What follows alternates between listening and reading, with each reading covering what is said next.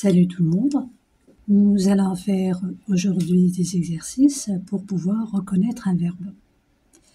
J'ai déjà mis à votre disposition des vidéos sur le verbe, vous pouvez toujours les consulter. Donc nous allons faire un petit résumé en fait. Qu'est-ce qu'un verbe? Comment classe-t-on les verbes? Un verbe possède 3 caractéristiques. Il se conjugue, il varie selon la personne, je, tu, il, elle. Le temps, ça peut être passé, présent. Le mode, ça peut être l'indicatif, l'impératif, etc. Comme exemple, nous travaillons, elle a travaillé, travaille, l'impératif. Il possède également un infinitif qui est sa forme non conjuguée. Je dors, l'infinitif, c'est dormir. Il peut être mis à la forme négative. Je comprends, je ne comprends pas. Le verbe exprime soit une action, soit un état. Les verbes d'action qui sont les plus nombreux, exemple, courir, manger, réfléchir, travailler, etc. Comme exemple, l'athlète s'entraîne, donc il s'agit d'une action, depuis 2 ans. Et en parallèle des verbes d'action, il y a les verbes d'état. Par exemple, être, sembler, paraître, rester, devenir, etc. Exemple, il semble, c'est un verbe d'état, confiant. Donc, cette image, en fait, récapitule ce que peut exprimer le verbe. Donc, je m'entraîne et je suis confiant. Le verbe s'entraîner, c'est un verbe d'action. Le verbe être, c'est un verbe d'état. Donc, passons maintenant aux exercices d'application. Dans cet exercice, on nous demande de souligner dans ce poème les verbes conjugués et d'encadrer les verbes à l'infinitif. Donc, je pense que c'est facile. Donc, ce que veulent dire les mots. Ici, nous avons 2 verbes. On nous a demandé de souligner les verbes conjugués. Alors ici, c'est le verbe vouloir. Et 2 verbes qui se suivent, le deuxième se met à l'infinitif. Donc dire est mis à l'infinitif. Ils ne le savent pas eux-mêmes. Donc ici, nous avons un seul verbe, c'est le verbe savoir à la 3e personne du pluriel. Donc nous allons le souligner du moment qu'il est conjugué. On ne le sait pas quand ils viennent. On ne le sait pas quand ils viennent. Ici, c'est le verbe savoir, il est conjugué à la 3e personne du singulier. Quand ils viennent, c'est le verbe venir à la 3e personne du pluriel. Mais les voilà qui se regroupent. C'est le verbe se regrouper qui est conjugué à la 3e personne du pluriel. Donc, on va le souligner. Il faut qu'ils se parlent, se trouvent. Nous avons ici 2 verbes. Le premier verbe, c'est le verbe se parler. Il est conjugué à la 3e personne du pluriel. On va le souligner. Et le deuxième verbe, c'est le verbe se trouver. On va également le souligner du moment qu'il est conjugué. Qui s'interpellent, se répondent. Ici, c'est le verbe s'interpeller. qui est également conjugué. Excusez-moi le bruit. Et le verbe se répondre, qui est également conjugué à la troisième personne du pluriel. Qu'ils se découvrent, qu'ils s'apprennent. Également, c'est des verbes conjugués.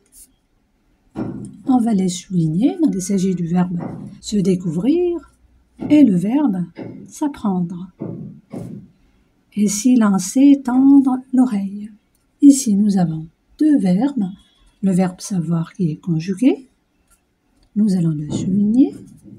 Le verbe tondre, par contre, il est à l'infinitif. Donc, nous allons l'encadrer. Ce que veulent dire les mots,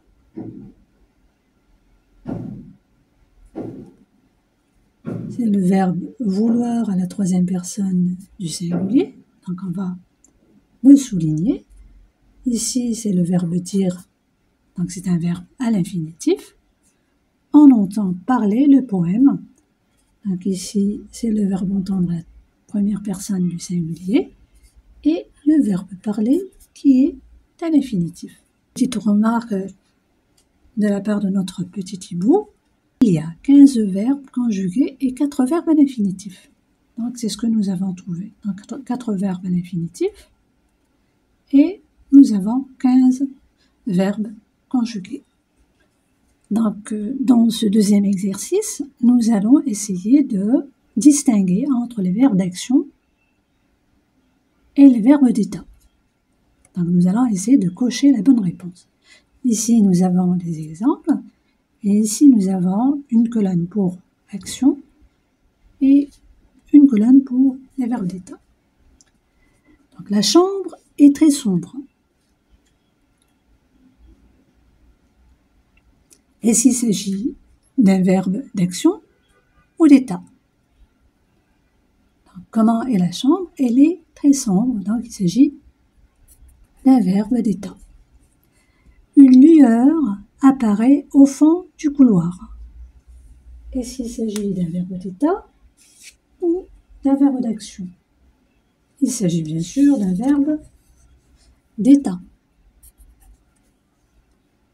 Cette lueur paraît faible. Et s'il s'agit d'un verbe d'état ou d'un verbe d'action? Cette lueur paraît faible. Donc il s'agit toujours d'un verbe d'état. Dans cette pénombre, il a peur et reste prostré. Est-ce qu'il s'agit d'un verbe d'état ou d'action?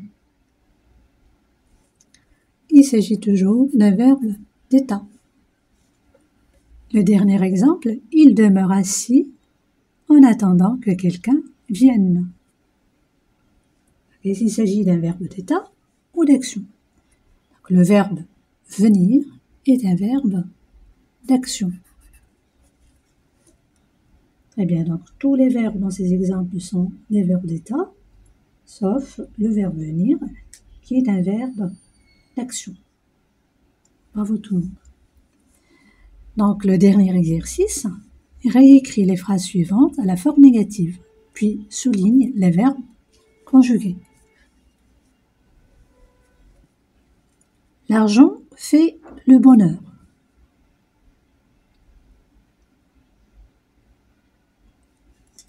Donc, l'argent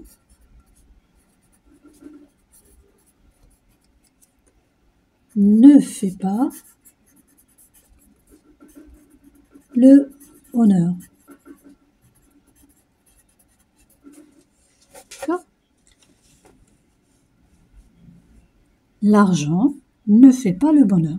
Donc les verbes conjugués, c'est le verbe faire à la troisième personne du singulier. Un malheur arrive toujours seul. Un malheur n'arrive jamais seul. Et le verbe conjugué, c'est le verbe arriver à la troisième personne du singulier. En avril, découvre-toi d'un fil. En avril, découvre-toi d'un fil. En avril,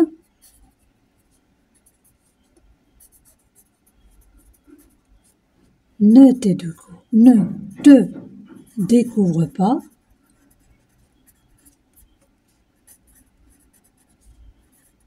d'un fil. Donc le verbe, c'est le verbe découvrir à la deuxième personne du singulier. Cette vidéo a pris fin. Si vous l'avez appréciée, merci de la liker, de la partager. Vous pouvez également noter dans les commentaires combien de réponses justes vous avez eues. À une prochaine vidéo. À très bientôt.